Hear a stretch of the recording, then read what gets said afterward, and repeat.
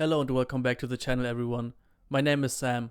In today's video I want to talk about the topic of spiritual nihilism. It's quite the fascinating topic for me, and I think anybody who is on a genuine spiritual path at some point or another has to confront this topic and has to address it for themselves. Before I can get going with this exploration, of course I first need to define what I even mean by the term spiritual nihilism. This is not supposed to be a philosophy lecture, and I won't be able to do the subject of nihilism justice with my definition here. But for the sake of this video, let's define nihilism as a sense of meaninglessness, of thinking that nothing we do in this life matters, that in the end existence is more or less pointless. I believe this is also the way the word is commonly used in everyday language when we talk about somebody being nihilistic or having nihilistic tendencies. But spiritual nihilism, on the other hand, is a bit different from this regular kind of nihilism I just described. Before I go into more detail, I want to broadly say that by spiritual nihilism, I mean that people on one hand have discovered a deep meaning of the ultimate reality of their being.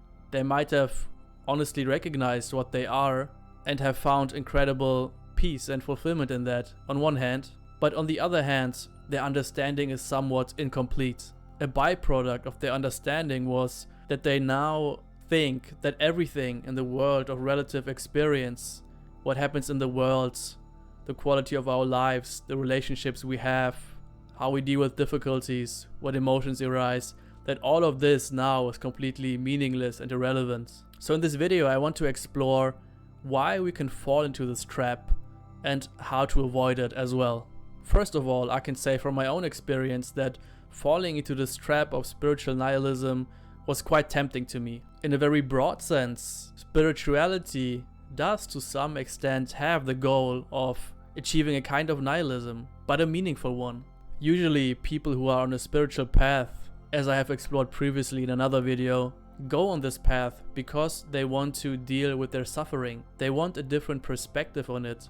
They want freedom from it, ultimately. And they imagine that this freedom from suffering is a kind of all-pervading equanimity, that nothing can affect you anymore, that you're completely detached from everything that is happening in the world of experience. So their definition of freedom, of peace of mind, is one that necessarily means that they are detached and separate from the world. The goal of the spiritual path from this perspective is to recognize your true nature, to see that it is not inside of the world, that it is not of the world, that it exists outside of dimensions, outside of time. And because of that it cannot be affected by anything. It is not a product of the world that can be hurt, destroyed, broken. It exists apart from the world. It is something different entirely from this perspective.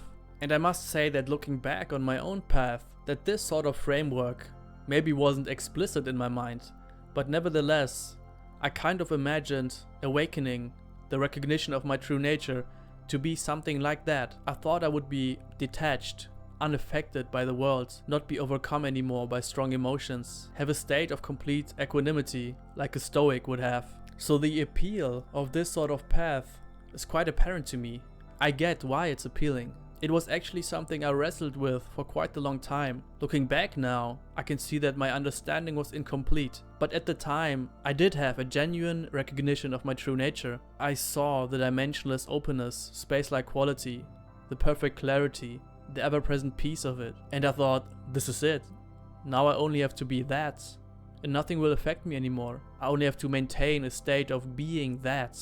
Exactly that and nothing else. And I can be a sort of detached observer. The vision here is that all of a sudden you more or less don't care. Maybe you can still interact with the world, but nothing affects you anymore as a person. And that is the key point. There was this wrong idea that as a person I will now be unaffected by everything. And I think a lot of people have this similar experience.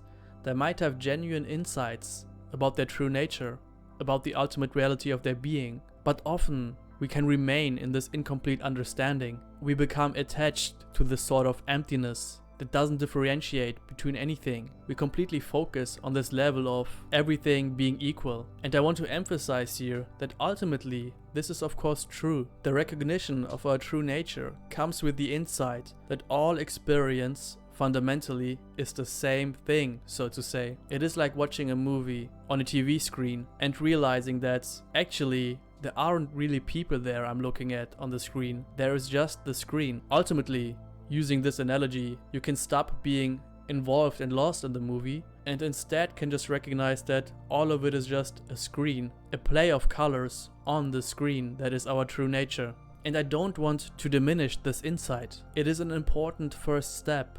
Formulating this insight in this sort of way gives us a conceptual framework from which you can understand our true nature. And if that is useful to you at some point, then let it be. That's quite alright. But the danger here is of remaining at this stage. You see, to me, ultimately, real spiritual maturity comes from the fact of being at peace with a paradox. The paradox of our true nature is that ultimately, yes, there's only this dimensionless, space-like quality which takes the form of all the experiences we have.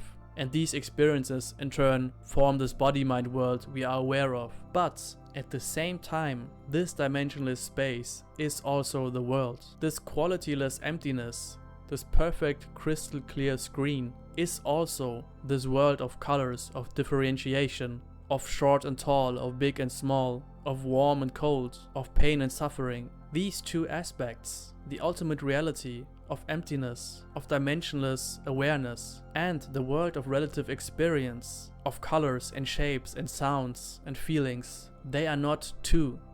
This is ultimately what we mean by non-duality. Existence is not made of two parts. We can't even actually say that it is one. Even to say that existence is one thing can be confusing in the sense that we think now that this ultimate reality and this relative reality merge and become one. But there never were two things in the first place. There were not two, they were non-dual. So we can say that the absolute, emptiness, our true nature is. The body-mind world, whatever shapes it takes, is. And there isn't even the smallest difference to differentiate between the two. You cannot take the movie away from the screen. It is closer than close to the screen. And for many people who have genuine spiritual understanding, there is a certain resistance to this paradox. It is sort of like the understanding of the emptiness of our true nature. The transcendent quality is like suddenly being on a mountaintop, removed from everything, and there is a kind of peace, a detachment in that state. But the mistake then is to think that you want to remain on this mountain, completely uninvolved and detached. People think that they don't want to go back down into the village with all its messiness and deal with that. They have found this transcendence and they cling to it. But as I said, you cannot differentiate between the relative messiness of the world and the ultimate peace and transcendence of our true nature. You simply cannot pull them apart. They are not two. As the saying goes, nirvana is samsara and samsara is nirvana.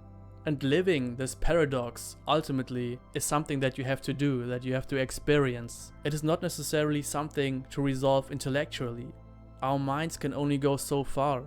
At some point we have to understand that this paradox of non-duality isn't something the mind can grasp. Really understanding it is not an objective experience or one that can be described in intellectual terms very well. But nevertheless, this understanding is there. And nevertheless, this understanding can also be lived. And when you live this understanding of non-duality, you are not some kind of detached observer. You don't think that you have to somehow get away from the world of experience. Not at all. What happens is that everything is just a spontaneous unfolding, which can be recognized, which can be seen as that. Everything is just the absolute emptiness, taking forms, dancing, evolving, manifesting its own potential. And there is no one who can take the stance of being a detached observer, because there is no separate self who could do that. All of this, here, right now, is just the dance of emptiness, the dance of our true nature, the dance of awareness. So on the level of the body-mind, this understanding does not turn us into a cold person who is now completely unaffected by everything that happens. As a result of this understanding, we might find very well that we are now more involved with the world, more caring, more willing to allow emotions. But as I always emphasize, these are side effects. They are not the understanding in of itself. So in conclusion, don't use your spiritual understanding to get away from something. Ultimately, real spiritual maturity comes from accepting the paradox that reality is ultimately absolutely transcendent, but also completely intimate. You cannot pull reality itself apart. It is just this, here, right now. I hope you found this exploration of spiritual nihilism interesting. As I said, it's quite a common trap to fall into. What has been your own experience with this sort of roadblock that is very common on the spiritual path? Have you fallen into this trap of trying to become a detached observer, of trying to apply an incomplete understanding to your life? How did you overcome that? I would love to hear your experience. Also, don't forget to subscribe if you want to stay up to date with my latest videos. Thank you for watching, and I will see you here next time.